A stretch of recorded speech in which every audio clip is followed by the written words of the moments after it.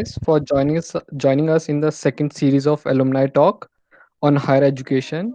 Today our guest is Kshitij Jain, BTech class of 2015. He is currently working as an ML engineer at Amazon. Previously, he worked as an ML researcher at the Burles AI Research Lab.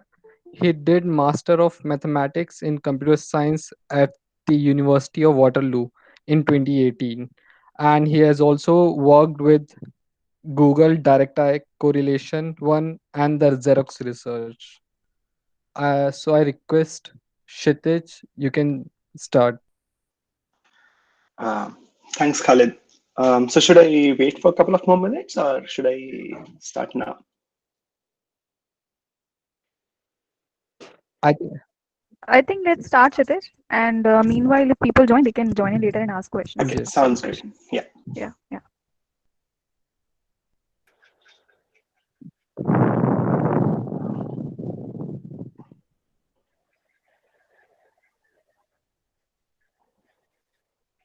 Uh, So I believe you can, I guess you can see my screen.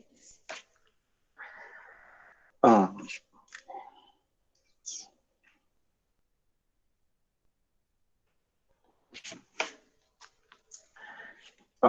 yeah, so hi everyone. So I'm Kshitij, as thanks Khalid for the introduction. And so today's my talk is basically going beyond US. And what does this practically mean is that how you can consider Canada as one of the options. So it's and I guess thanks a lot for inviting me to be part of this talk. Like it's always great to be back at IIIT and coming talking to people from my alma mater. So I think it's always nice to interact with you guys. So thanks a lot for doing that. Yeah, so feel free to ask me questions at any point. Also, maybe at the end of the talk, there's a separate time I've reserved for like asking questions. So feel free to me ask. And if you cannot see my slides or anything like technical issues, just maybe just let me know someone. Yeah. So, Kshitij, well, briefly about my journey. So I did my undergrad. Kshitij, Yeah. sorry for interrupting. Your slides are not visible. You have to share again. Oh, sorry. Yeah. Let me.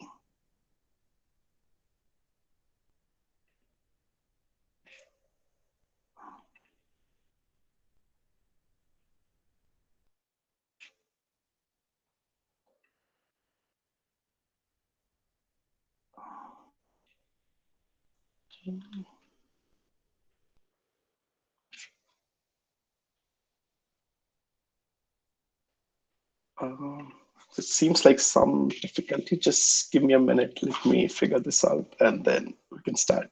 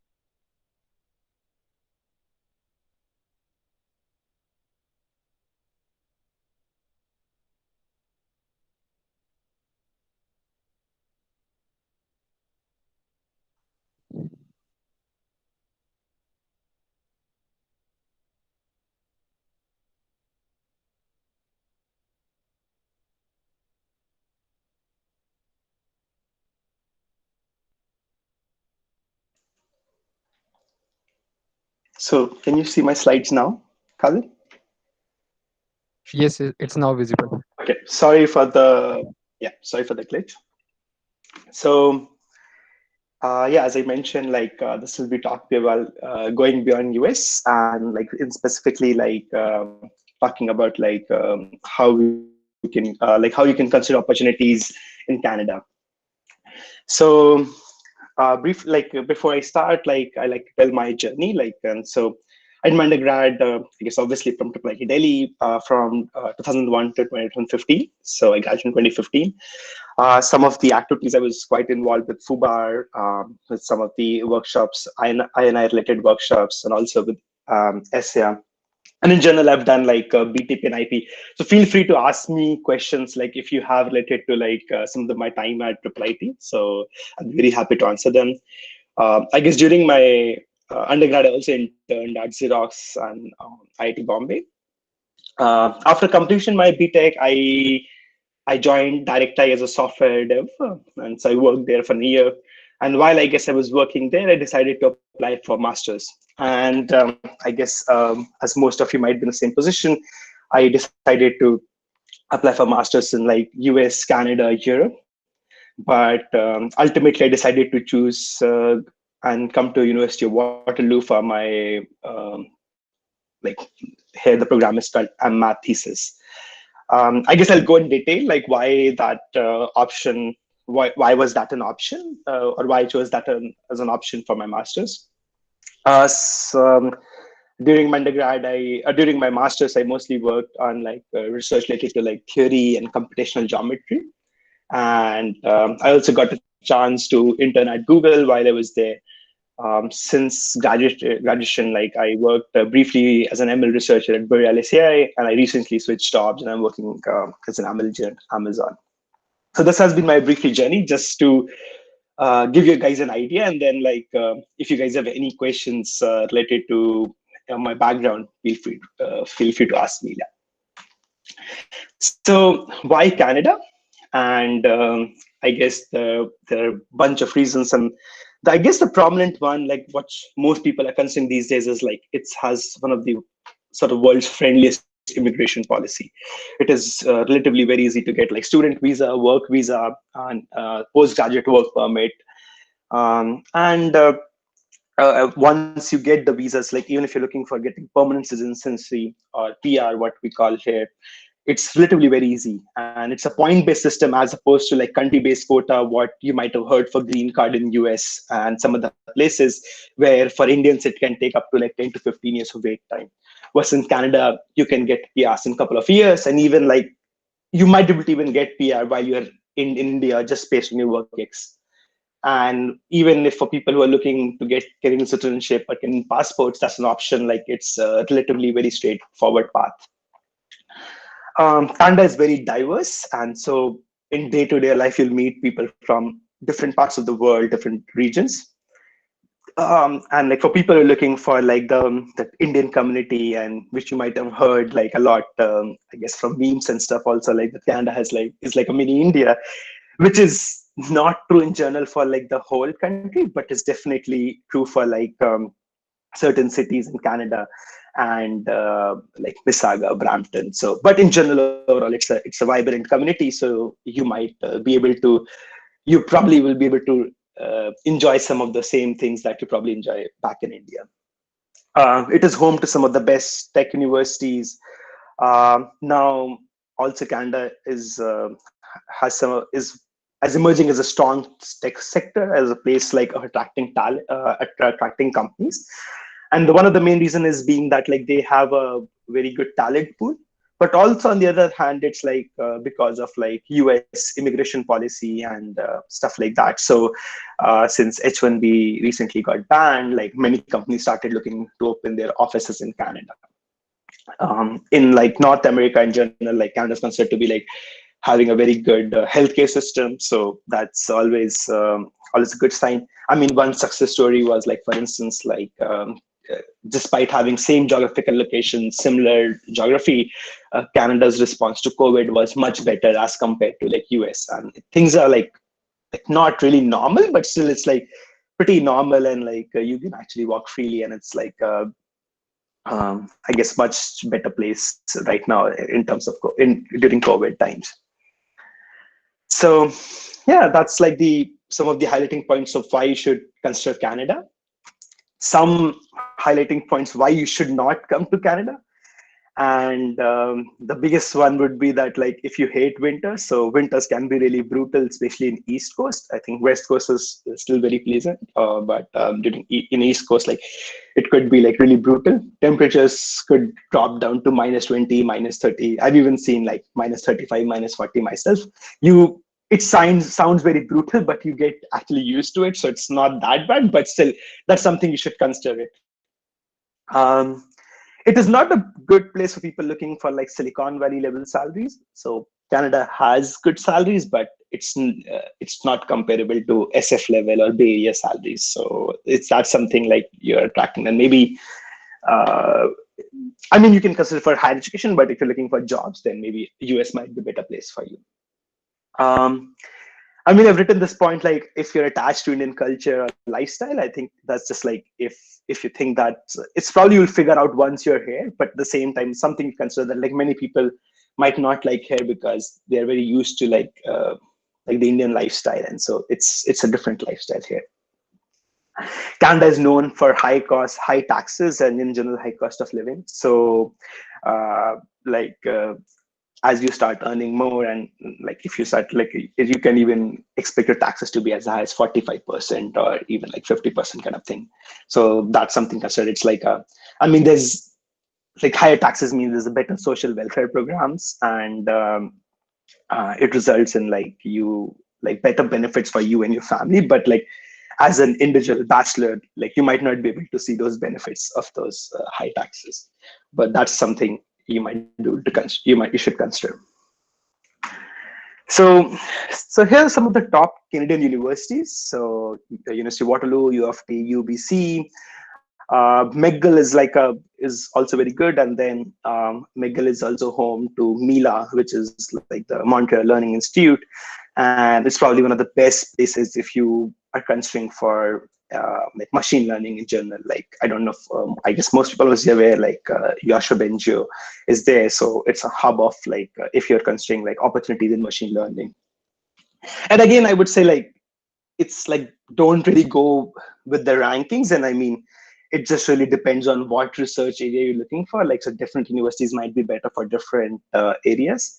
Like, for instance, if you are interested in like reinforcement learning, I mean, even U of Alberta is probably the best place in Canada, and if not the world, I guess it's even the best place in the world. And like similarly, if you're looking for computational geometry, Carleton might be the one of very good university to consider. So again, as I said, like I think just it's very important like for you to consider what program and what field you're interested in, what are your goals. I think that you should choose universities in that preference order. So, so basically, masters in Canada, which is this is sort of like a more striking difference as compared to US, is actually divided into two types: coursework and thesis. Whereas the coursework option, you basically are required to take certain number of courses, and most people do like internship or co-ops, what they call here, during their masters. And this is actually a great option for people looking for acquiring a bit of knowledge, looking to gain Canadian work experience, or even looking to migrate to Canada. So they should really consider this option. I mean, versus like the most unique option, like the thesis option, is like it's actually like a mini PhD experience. The way the profs and as well as the whole system treats you here, it's like it's uh, it's great for people who are undecided if they want to do PhD or not. And the best part is actually most top 10 universities provide full funding for this option. So I would say like if you're not sure, and if you're looking to gain some research experience and maybe gain some papers and stuff, so this is something you should consider, and probably it will cost you free actually. So briefly about PhD. So PhD program is very similar to US. So I don't think there's much difference. I guess the only difference is that like since in PhD, like in US, many schools prefer to like hire directly like the undergrads. In Canada, it's like sort of the opposite. It's like they prefer to hire masters, and the reason is simple because their argument is that like they can provide full funding for masters, so why they should consider for PhD. But nonetheless, there are enough exceptions, and so I think don't go just by like this rule, but just to mindful that like many times like people who get PhD admits might the university might give them an MMeth admit and then like or master's admit and then ask them to later convert during their masters to PhD. So which is very common, but it's very flexible. So and in general, compared to US, like Indian TA requirements are lighter. It's like I've seen like US, like they're expected to work like 20 hours per week as a TA, but here in Canada, mostly it's like 5 hours a week or 7 hours a week, depending on like school and department. But again, like maybe stipend might be a bit different. So this is something very depends on university to university. So I would say like it's good to like do your own research about this, especially like funding options. So, but this is something you can consider. So I guess since I did my master's from University of Waterloo, I can give a bit more depth about of it. So one thing that while I was considering like since I did my undergrad in CS, I was thinking that like I should apply to School of Computer Science for my master's. But while once I'm here, I realized that like actually like different departments are good for like different areas, and you should really consider which department you want to apply based on like what your interests are and what's your strong suit is. And for instance, like the School of Computer Science is generally good for a general purpose CS, like it has a very strong like data systems, IR, theory, privacy groups. So those are good. But like for instance, if you're interested in optimization, combinatorics, or any of those stuffs, then like CNO is probably the best place in one of the strongest department in the world actually to be. It's like known for its like group algorithms group, optimization group. Then EC for like robotics and applied CS kind of stuff. System designs is another department here in Waterloo, which is known for like vision, neuroscience kind of stuff. And then there's like statistics and actuarial science falls in the school.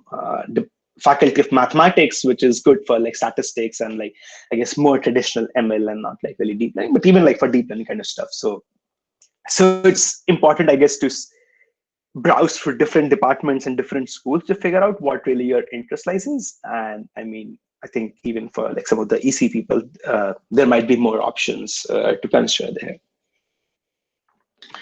So briefly touching on the admission procedure, and again, this is from the School of Computer Science, and the procedure varies a lot actually from department to department. So I think this is not this is not a standard procedure even within university, and so it varies from department to department, and obviously I guess from university to university.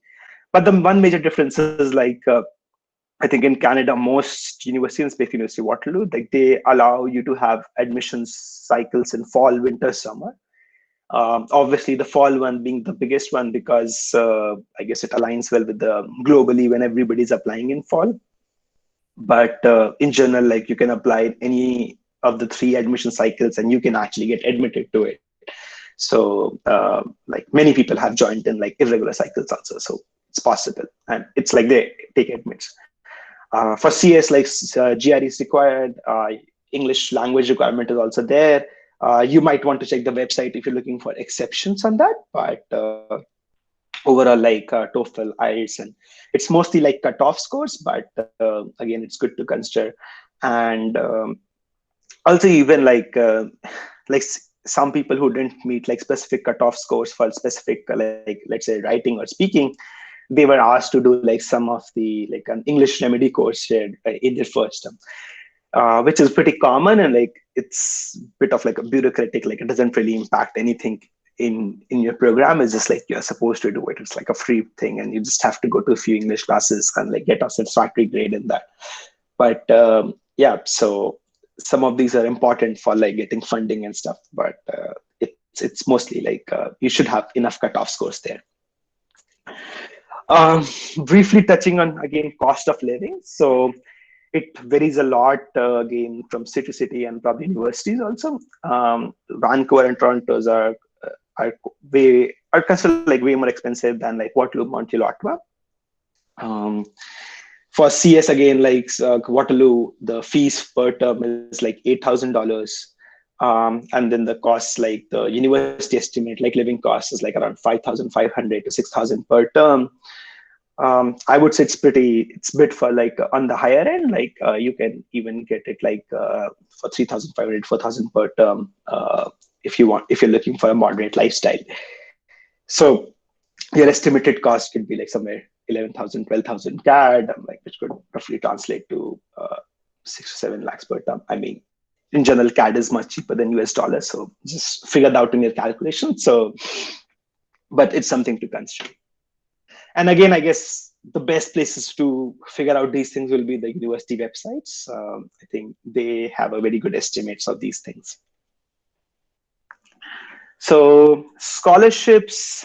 So as I mentioned earlier, like most Canadian research master programs are like fully funded. So which is, I guess, the best perk. I mean, obviously PhD is fully funded, but like even like masters, you can get very good funding.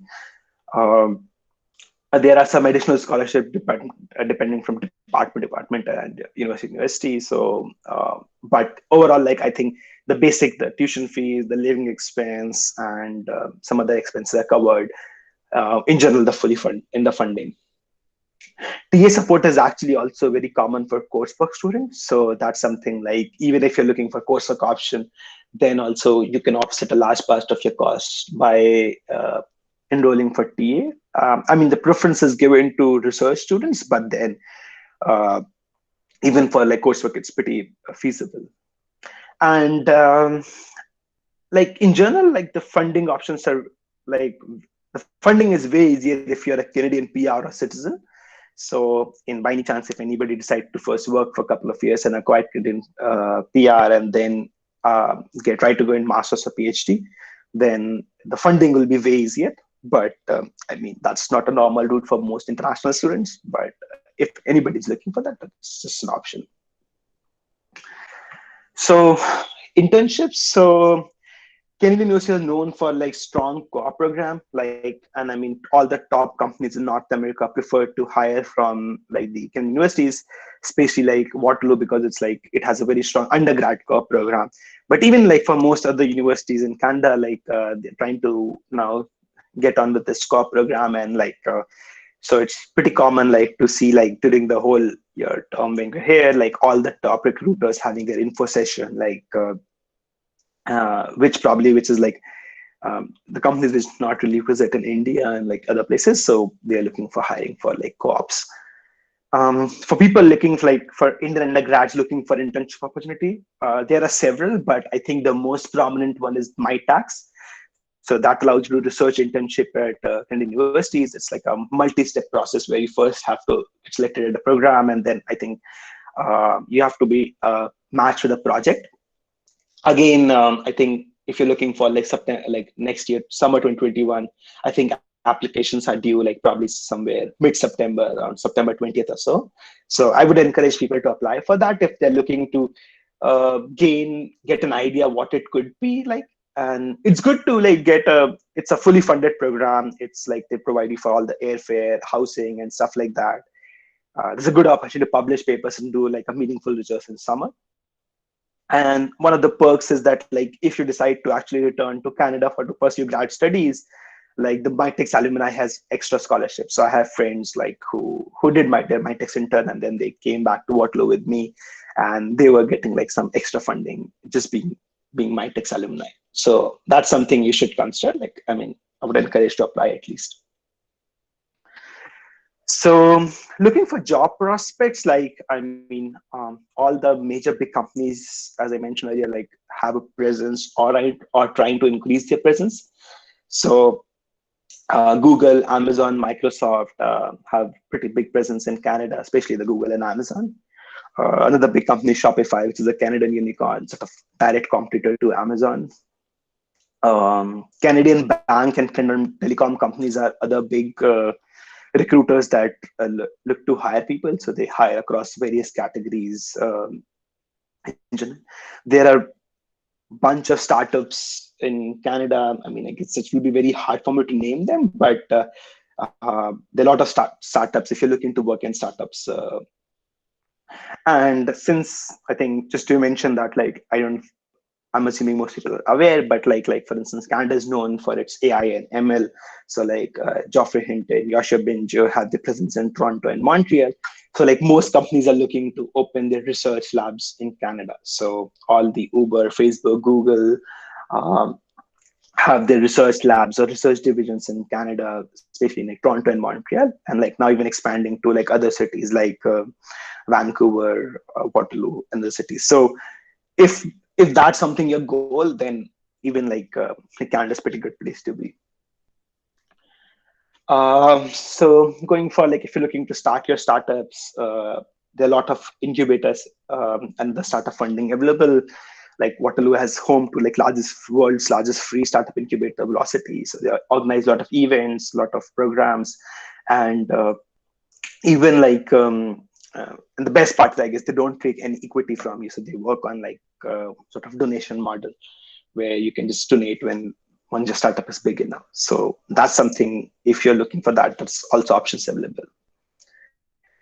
So lastly, like before open to questions, like there's some of the other like notable alumni from IIIT-D, like in different universities.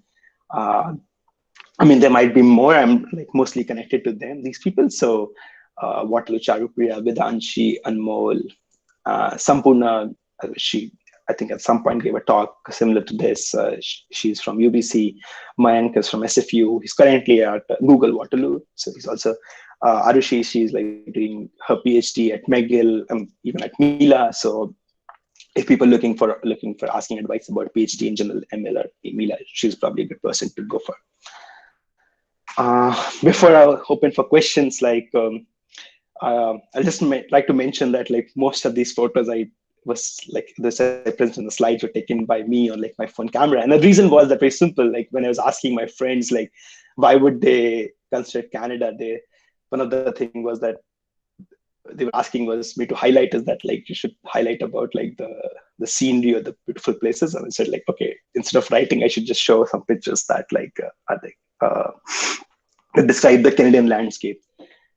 But yeah, so thanks a lot, and so maybe I'll take some questions now.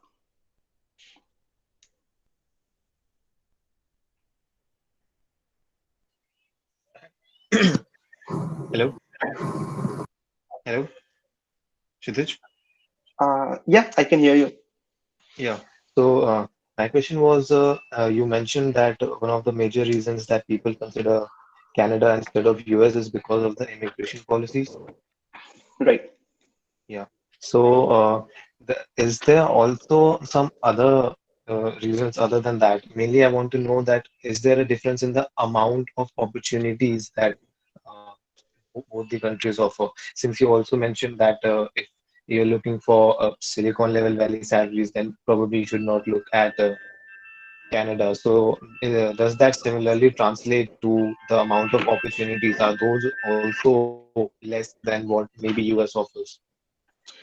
So, in general, like when people are looking for like master's option in like Canada, I mean, one big thing is that like especially at the master's level is like the funding option. So, like for instance, like people who don't want to take like hefty loans, like while considering like let's say if you want to go for CMU or something, then like it could be pretty expensive. Like your fees could be like 80 lakhs or something like that.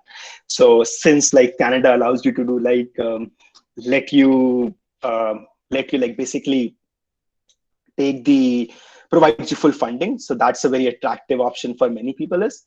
So I think and in terms of like salaries, I think salaries are good, like to just mention, but the only point was that like I think like in general like the Bay Area salaries are quite inflated, so probably like you won't be able to like get at that level. I think yeah, but overall like I think even like I think the reason that I considered was that like I think I wanted to do some research, and I think I felt like the US schools weren't able to provide me that opportunity, like because I was not getting it. I was only getting admitted to school.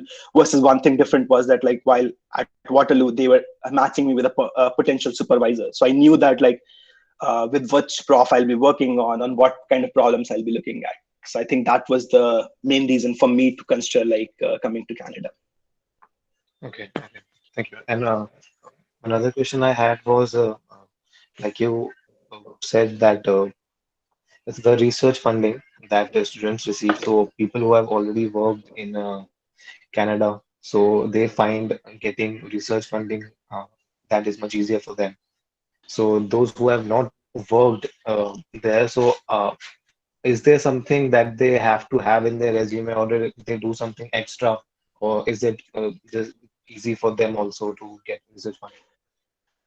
So no, I think it's easy for both. I think in general, I was just saying that I think if you, and it's not like really work. I think it's more you have to have a Canadian PR and citizenship. So then basically, I think the difference is if you are an international student who doesn't have Canadian PR or citizenship, then the funding comes from mostly from the school and the prof.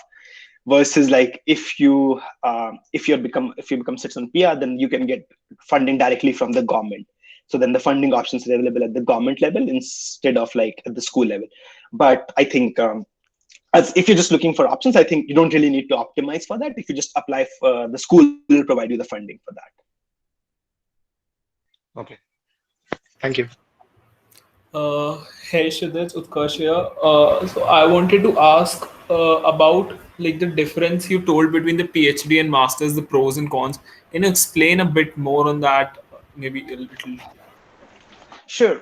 Yeah. So I mean, I think that I guess the difference I was trying to tell here was that since in Canada, I mean, basically a master's and PhD, if you go for master research masters and PhD, it's the experience is actually very similar. So you even the requirement of your research masters is that you're supposed to take choose a thesis topic, work with a supervisor, publish or try to work in do some research, and then you're supposed to defend your thesis. I mean, it's more like a presentation, but depends from department to department.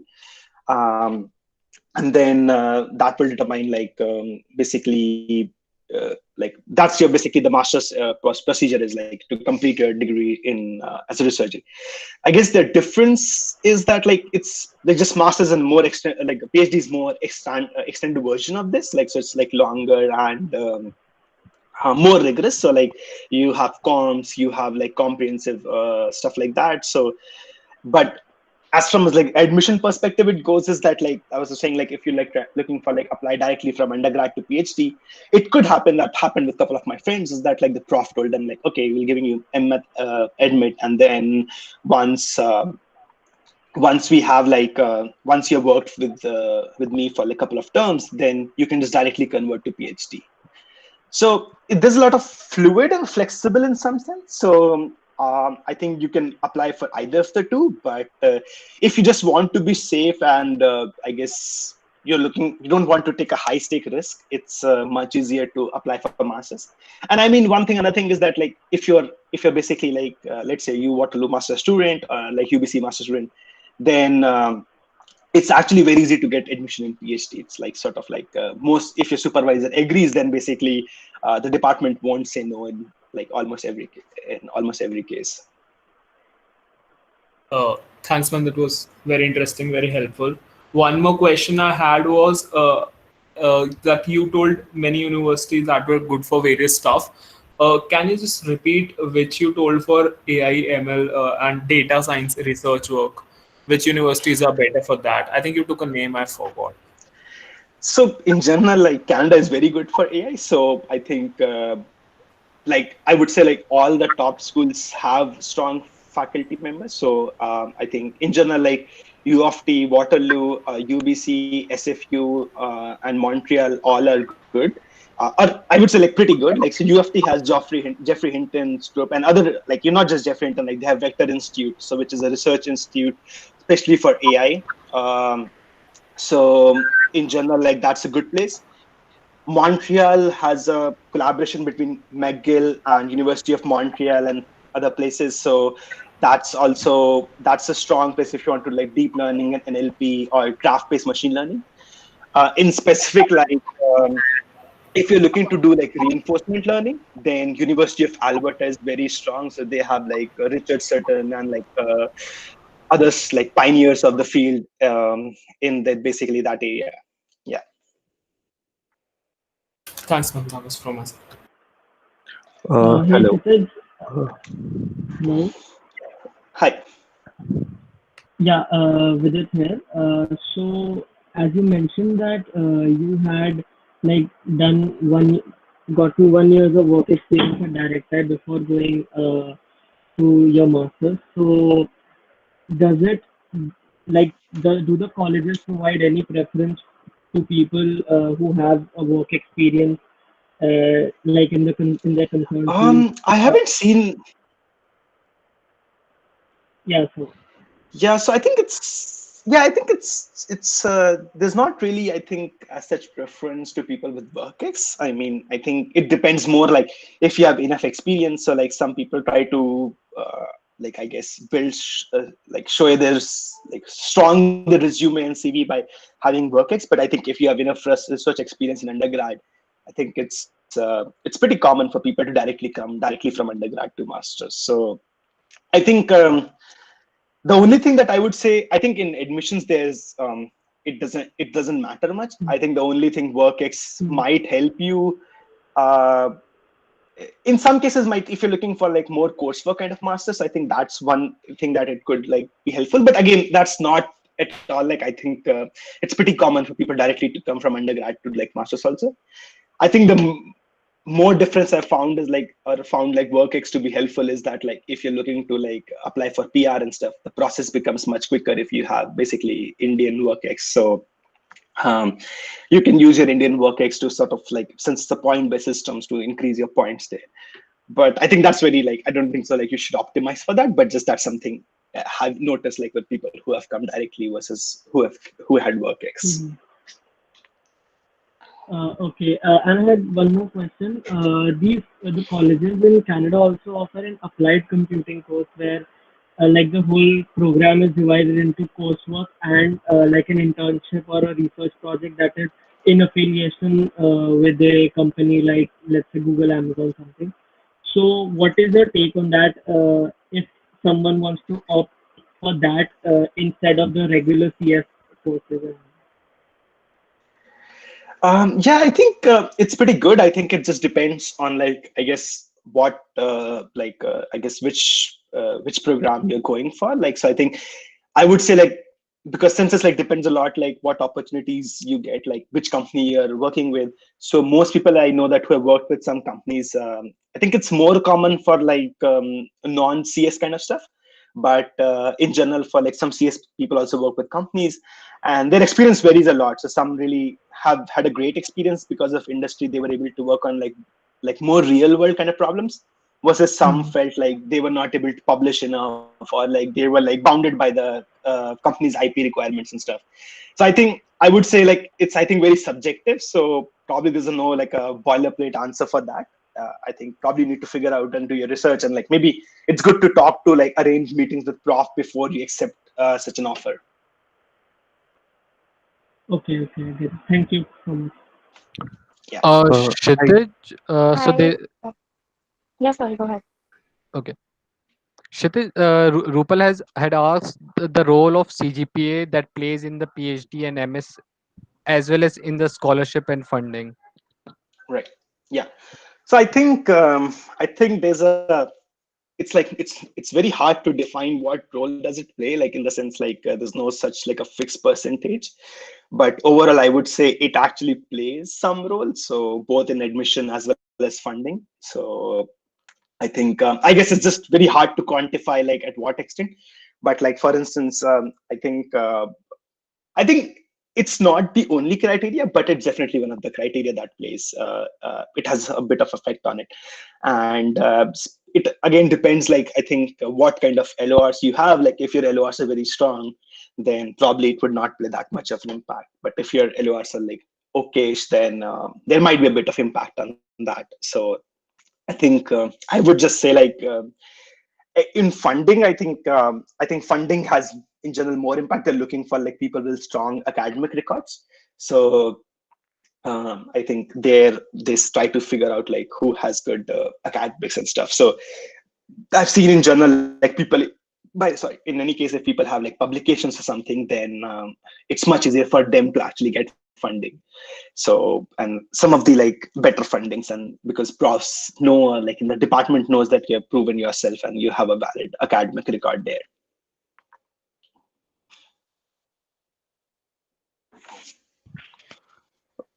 Hey, Kshitij, hi. I had a question regarding the application procedure at most Canadian universities. So, like you mentioned that while you were applying, Waterloo was matching you with a potential advisor. And I looked up and saw that for a lot of Canadian universities, you need to provide, give at least 2 or 3 potential faculty members whom you might want to work with. So, is it that if you are you mandatorily supposed to take up a master's thesis or something with them, or is it just a formality for them? And also, do you need to like express in your SOP how your work relates with these faculty members? Because a lot of times it's like maybe the field you're interested in is more specialized, and there are not a lot of faculty members who work directly in that particular field. So yeah, I think it's like a complicated, I guess, for you to like figure out the right balance. But just to answer your first part of question, so I think if you're looking for research masters, then I think you should provide the basically your list your faculty members. And I guess the way it works here is that like I think the admission procedure is that like let's say first the application goes to department, and then department filters out like on basic criteria that if you meet those criterias, then it goes in a big pool of applicants. And then basically all the faculty members have the option to look at different applications, and then if they decide to go with any particular student, then the department will make an offer to you. So like let's say if you write a particular faculty member name, and then they can look if people who have written their who have submitted who have written their name, they will look at their application definitely, or they will try to look at it. And there's no guarantee, but like, so in general it's good to like basically have an like write somebody's name, then like and then because you can be the potential student. And I mean, similarly, like let's say if you wrote somebody name and they open their application, and then if in their SOP they don't find an alignment, they won't accept you. So I guess you might like you can either explicitly write that you want to like why you want to work this particular faculty member X, or in general you can just mention talk about the area and not talk about the faculty. I guess it's more a personal choice. I think both works. It's good like if you have some strong interest, strong preference, then definitely mention it. But if you're like more fluid and if you don't know, you're okay with like just having anybody from the field, then it's just fine, I guess. Yeah. Thank you. Hi, Kshitij. So, actually, I was talking to one of my seniors, and she said that if you apply right after undergrad for the masters, they compare you with the students who are applying right after masters. But if you apply after some job experience or something, then you're compared with the people who are applying after job experience. So, let's say if I am applying after 1 year of a job ex, then I'll be compared to the person who's doing like 10 years of job ex and then applying to masters. So what will be a better one for like for me to bag a offer from the college? So I think maybe I think what you're describing is I think definitely might be more true for like US universities. I think as I mentioned, like for Canadian, like even if you're especially if you're looking for research masters, then it actually is like what aligns well with the prof, and not really, it doesn't that much matter what aligns with the school, because they're trying because I guess the matching is happening at the application stage and not like later stages compared to like US school where you go and then you try to find RA opportunities. So I think that's the one difference in coursework. I'm not so much aware if that's an issue. Like, I think what I've seen in general, batch wise, like I know like few batches of now people like, and I figured out like I think there's a good match and mix of like both kind of people. So I don't know if there's any like such a strong preference on like people have seen. Definitely, what I've seen is that like I think people like I think IIIT in general has a very good academics and like brand value, but like people who who don't have a good brand value, then they try to compensate it with like having some great work ex and like a big company, so which is more recognizable. I think those kind of things have seen as like have been more helpful for people like coming from like some other colleges, but I don't know if that's true for triple IT. I think so, and especially this is more from again from Canadian context, and I think what you are saying might be definitely true for like US context. Yeah. But but it does happen. Like people are compared to on different levels, right? Or they're like a Uh, total bigger pool, and nobody's like it's one and the same thing if you're having coming right from undergrad and from the job ex. Yeah, I'm not aware. I've not seen like I'm not like anybody explicitly mentioned that is happening. So I think it's hard for me to say that if it's happened for sure or not in Canada. But I won't be surprised if it's happening. So yeah, I don't really have a good answer for you that in that case. Okay, thank you. Yeah. Kshitij, there is a question from Varun. After Mhm. having done a PhD, if a person wants to transition from theoretical CS to industrial research job, what are some important things to consider? Would it be enough to brush up on coding skills? It's a great question. So I think, I mean, it's a great question for me, I guess, in the sense because I've done something similar. So I did my both my, I guess, undergrad BTP as well as my master's thesis in theoretical computer science, and then I have transitioned now to more to like ML research kind of jobs. Um, and I would say it just depends. So like obviously like I don't know if you're aware or not, like it's much harder to find jobs in like theoretical CS, like if you're just looking for research. So there are good opportunities if you want to like if you want to like move to like let's say like ML research or some other specific kind of research. Like the skills maybe are not directly transferable, but then like they value your research experience in general. So I think I've seen that irrespective of your field, like if you're transitioning to any research field, like if you have strong publication records and stuff, then they matter. Many times it's just not. I mean, obviously you need to brush up on your coding skills. Like most, like let's say if you're looking for like applying in Facebook AI or Uber AI, and then in general or any research labs, they would obviously want you to have a good coding experience. But at the same time, they would also want you to have domain knowledge of that field. I mean, the domain knowledge doesn't have to be like the expertise level, but then you should have some basic knowledge in like, let's say if you're looking for like ML industrial jobs or ML research jobs. So I would say like you will have to probably brush up on that also.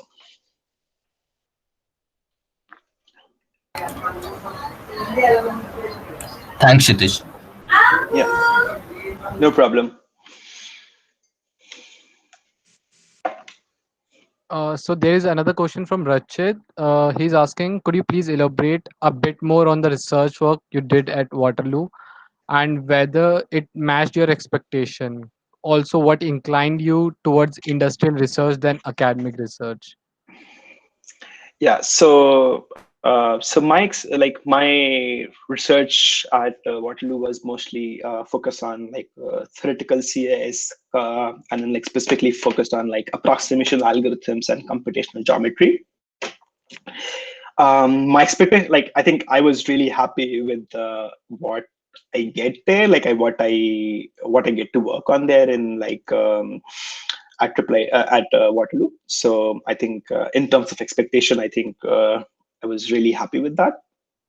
And in general, like I think I felt like the profs were like quite supportive as for your doing research, and also like they were trying to groom you for being an independent researcher. So I think which is probably true for like if you do a BTP in like triple IT also. Like I think my experience was similar, but even in, like here, like the mentorship that was available was quite good in some sense.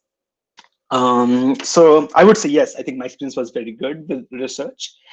What inclined towards industrial research rather than academic research? So I was looking for like the like research opportunities, and I didn't want to do PhD because I didn't want to go in academia further. So I think so there was a natural inclination for me to like if I can get an industrial job with some research goals there. So I think that would best suited me, and I think I tried for a couple of positions here in Canada. I mean, as I mentioned again, like Canada was going through a sort of like AI ML boom. So there were like a lot of research labs and research opportunities coming up, especially when I was graduating, and even true for now. So that I guess was the inclination that it let me do like some sort of a mix of both the research as well as be in industry, and not go for academy. I didn't want to like go through the usual academic route.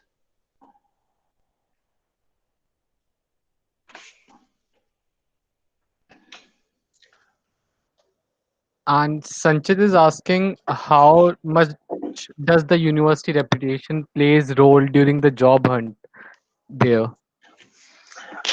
It's a lot. So I think my experience has been like let's say if I think for most opportunities, I mean, I guess it depends company to company. But I think for most opportunities, if you mention like you're from University of Waterloo, U of T, uh, it's like because I'm again biased. I'm more aware of like the Toronto region as compared to like in general like Vancouver, where it's like UBC and stuff like that. But people see you very favorably, and it's I think like they are willing to like take your test and stuff like that, or take your interview, even if even if they think your resume might not be the best, just because you are from a better university. So I think and it's just not my experience. I've seen like this experience with my friends and people like I know, and then like they have uh, got to get a similar experience where they where if like the having the brand value of University of Waterloo was very helpful. And I mean, I think specifically for University of Waterloo, like the reason was that I think it's known, as I mentioned, it's known for like its strong co-op program. So all the big tech companies at least are very well aware and are looking to hire people from University of Waterloo. And I mean, it's same true for like U of T, UBC, and some of the other things. So I think that's something I would say it's quite helpful. But I mean, again, like if you go to some different university, it's not that like it will be bad. It's just like you probably will have to work slightly harder and have a better I guess stuff on your resume to get attention, the same attention.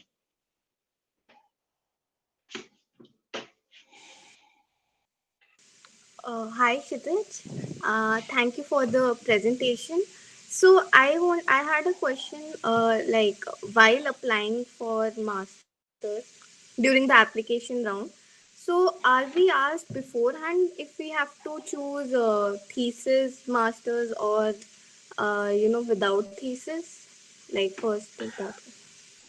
Yeah, so you need to decide that at the application level. So Okay.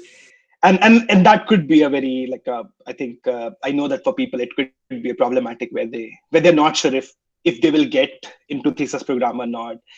I know people who applied to both, but I don't know if that's a good idea or not. So I think I don't have any good stats that if you want to apply for both of them. But I know that a couple of people who have applied to both thesis as well as coursework programs.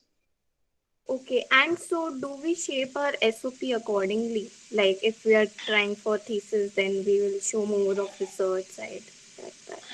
Yeah, I think you would shape definitely a bit more. I think so. In general, I think like showing more research would never hurt you, and especially if you're applying for academic universities. Okay. The Okay. only thing is the difference is that like if you are applying for like thesis, you might have to shape more towards like the I think people that you profs that you're mentioning in your basically your application. So I think that shaping might be there, but in overall like if you have a research experience, if you have anything any projects, publications, and those kind of things, those will never hurt you. I think, but at the same time, yes, you'll have to shape a bit of your SOP on both fronts. Yeah. Okay, thank you. So Gavit is asking, can you how more in general, can you shed more light on how previous research work is important for applying to masters and PhD? So And I would, did you yeah. did you have some publication earlier before applying for master in Canada? Yeah, so I didn't have any like a formal publication. I had done my BTP where we had some interesting results, but we never published them. So I didn't have any like formal publication, but that's okay in general. Like if you're but that's first fine for theory because in general like theory like expectation is way lower. in terms of publication. Might not be true for other fields, like other subdomains of CS or in general EC. In general, like I think especially like because like as I mentioned, like here they're trying to match you with your prof. So if you have a good experience, relevant experience in the field, then it's actually very easy for you to get accepted in the program. I mean, most people that I know, like people who had some amazing publication or a good research experience working with the prof and working for some particular problems, it was much easier for them to get accepted. It's not that like others don't get accepted. So it's like it's not if and only. It's only like if you have good research experience and previous experience, that's has been always helpful. I mean, one of the other reason is that like if let's say you have a good research experience, that will also translate into like a very good and like personalized written LOR and like a strong LOR. So I think there's a direct translation between two. So I think if that's there, then you'll be able to get like it's easier definitely. And I mean obviously as I mentioned for publication also I mean publication also help you like getting like extra funding and stuff. So like whenever universities have to choose for funding, they look for people who have better publications. I mean that's not the only criteria, but then that's an important criteria that I've noticed. Hi Kshitij, I have a question. So, are TA and RA positions always accompanied with a tuition fee waiver? Like, I'm not really clear on that because some universities mention that this comes with a tuition fee waiver of some X% or whatever. But is that the general rule, or that's just some universities? So my experience with like Canadian funding is that is like so they don't like so they don't really explicitly tell you like how is the breakdown of funding.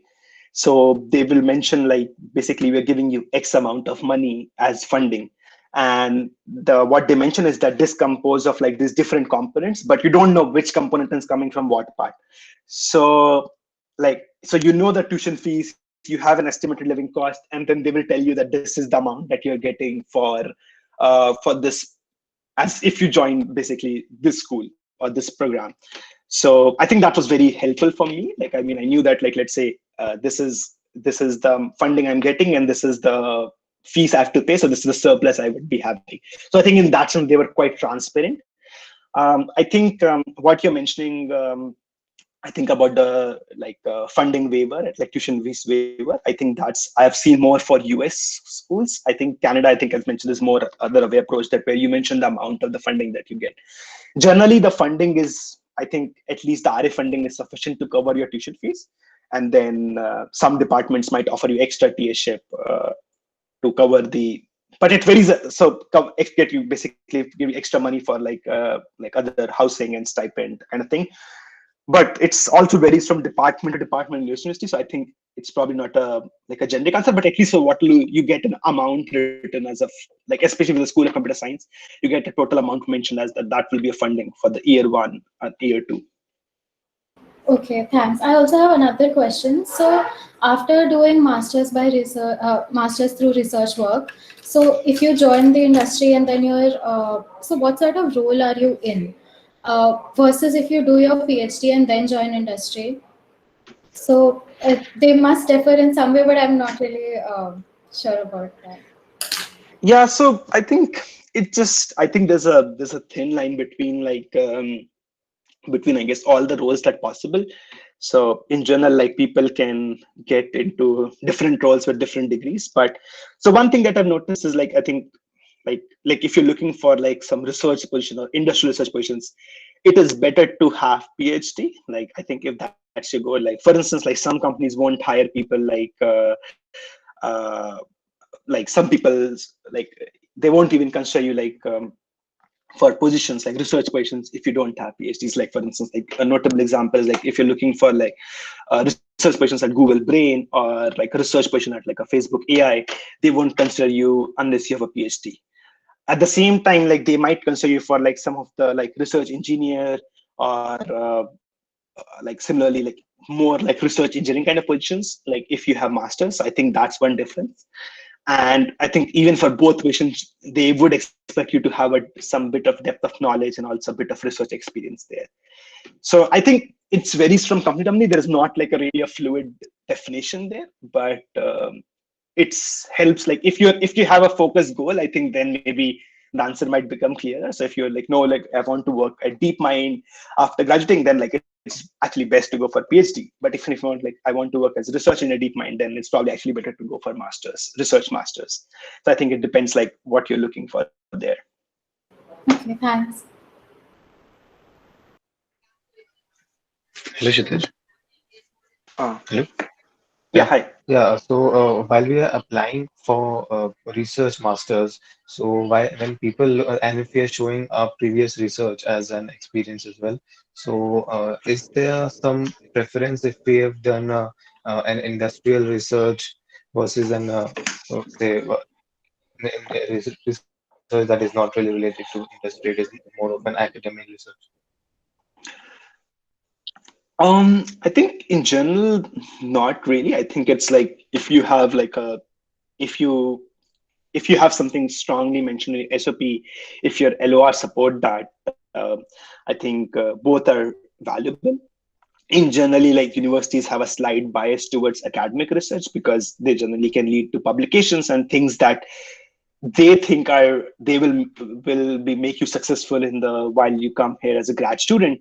So I think if you have a strong academic research, I think that's the best. But at the same time, like I think they consider industrial research also very valuable.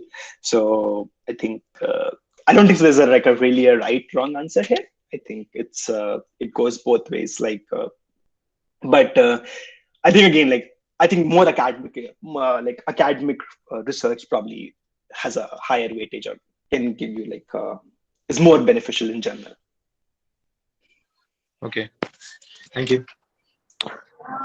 So there's a question from Soumya. She had applied for the dual degree at IIIT-D, and so does that make some difference if she go for PhD after doing MTech here? I think yes. I think what my guess would be like. I don't know anyone like who have come. I personally with a dual degree, but I think the guess would be that her masters will be considered equivalent to like a master's requirement completed, so she can apply for PhD. I think I think it should be pretty good. Like she has I guess dual degree experience. She has research experience, like doing both. So I think it should not be an issue. I think like in general that's pretty favorable. So I guess she can apply for PhD and like I mean in case like university has some doubt, like they might contact her like to give her offer as MMath or at least start with MMath and then convert to like PhD. But that might not be the case. I think in general like they just sometimes give an option you to like just start with MMath and then within 1 or 2 terms you can directly convert to PhD depending on how things are working with you. But it's also very likely that she might just get a direct offer for PhD. So I think yeah, it's pretty then it should be pretty easy for yeah. Okay, and Akansha is asking, is research work necessary to get into coursework based MS? And if you could give some tips to make a stronger resume. Yeah, so research work is not necessary if you're looking to get into coursework. I mean, I think that's the primary distinction between, I guess, those two kind of masters is. So, so I guess some tips would be like, obviously, like if you can improve your GPA, that would be helpful. Even if you're not doing research, I think what matters is like if you have good course projects, I think that's really helpful. And again, I think the reason that I mentioned is that like if you have a good course project, that generally translates into like a good letter of reference. So I think like if you worked with a prof on any like even if a coursework project or an IP or something like that, then that would translate well into having a strong letter of reference. I think that would well. In general, like if you have a strong industrial experience, I think that would be also considered very beneficial. So I think if you have done some internships at like I don't know one of the top tech companies, then that's also considered favorable by like the school. I think those will be like the generic tips to like improve the resume, but I think obviously it depends I guess what her interests are and what what she's looking for. Like I think there's definitely scope to like I guess increase like I guess her resume visibility in general.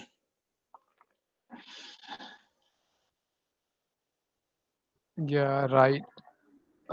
So with this asking like question, can you briefly explain why taxes in Canada may go up to 40 to 45, 40 to 45 to 50% as some website he has mentioned he has on that taxes may be around 33%. So he wanted to know about that. So I think the when I mentioned that it can go up is like it's not the starting taxes, it's like the high taxes. Like so for instance, like the difference is that like while the Indian taxes are max capped at like 33% in general, maybe except for some cess and stuff like that, but Canadian taxes, like so what he mentioned, like maybe 33% are like for some of the low income kind of groups, like and like low income is like some of the starting salaries. But if you're looking for like high paying jobs, or if you get into one of those high paying jobs, then the taxes could rise like I guess pretty high. And I guess why, as the answer is why, is that like just that's how basically like the Canadian system is. Like it's more like a they value like social welfare and stuff, and then try to provide you with pension, free healthcare, and childcare benefits. So some of the like the I guess more developed nation kinds of benefits. So I think for to fund those kind of programs, they're looking to like they're looking for like basically higher taxes.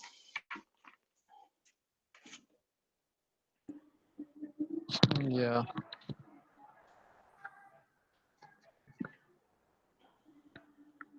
Could you tell if industry experience? So there is one question from Pranav. He's asking if the industrial experience is considered important for the industrial research jobs. Um, I think in general, like for industrial research jobs, no. I think for research, industrial research jobs, like they're mostly looking for like people who have like a strong, like I guess, like strong research experience, strong academic research experience. That's fundamental. But at the same time, I think what's probably more important is like if you have an industrial experience which matches with the company's requirement. Like I don't know if you're looking for like let's say if you're looking to like apply to like some company which is do research in like for ads and stuff, and you've worked in an ads company before and have some research experience around that, or even general experience, so that's definitely helpful.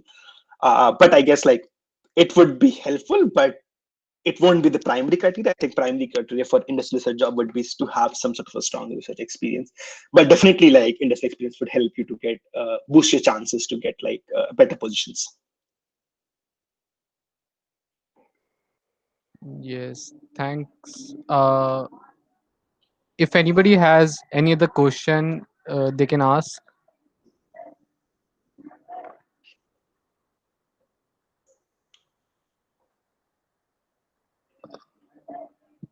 So there is a one question from Varun. He's asking like, have you proven some mathematical theorem or optimizations in your BTP and your masters? And there's a chance.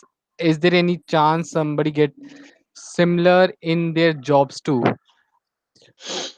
So yes, I did prove like bunch of theorems, like both in BTP Hey, as well as yeah, hi Kshitij. yeah. Yeah, so Hey, I just want to make sure my question is clear. So, I mean, since you said you've done theory, so the nature of your research in your BTP as well as your masters would have been proving stuff. So, I just wanted to know in a research job in industry, how often can one expect, or at least how often do you get to prove things in your job? Like some fraction of a time, or is it zero? so to answer the first part, like yes, I did prove stuff in like both undergrad as well as masters. So I think that was, I guess, important part of my both theses.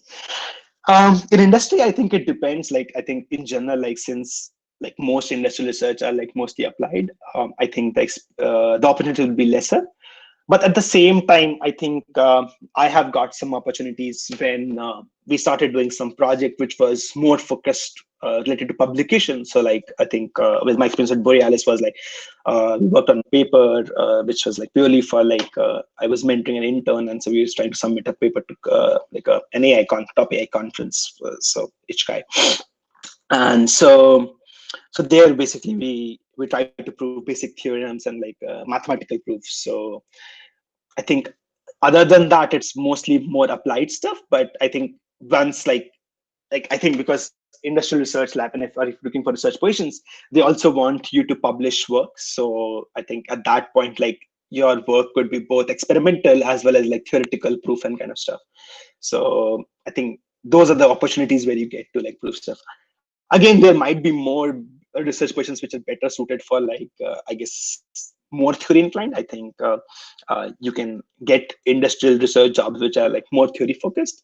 I think those are hard to get, and like generally like more seat by like and sort of have a implicit requirement or like of having a PhD kind of thing there. But in general, it's a possible. So I think I have got some opportunities, but I wouldn't say like crazy amount, but it's definitely have been some opportunities to do that and have done that. Thanks a lot, Kshitij. This was helpful. Thanks. Yeah.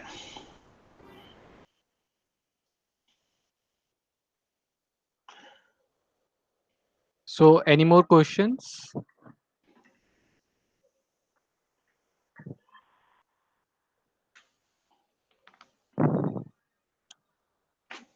Okay, Kshitij. I guess make this. I guess the questions of everybody is resolved.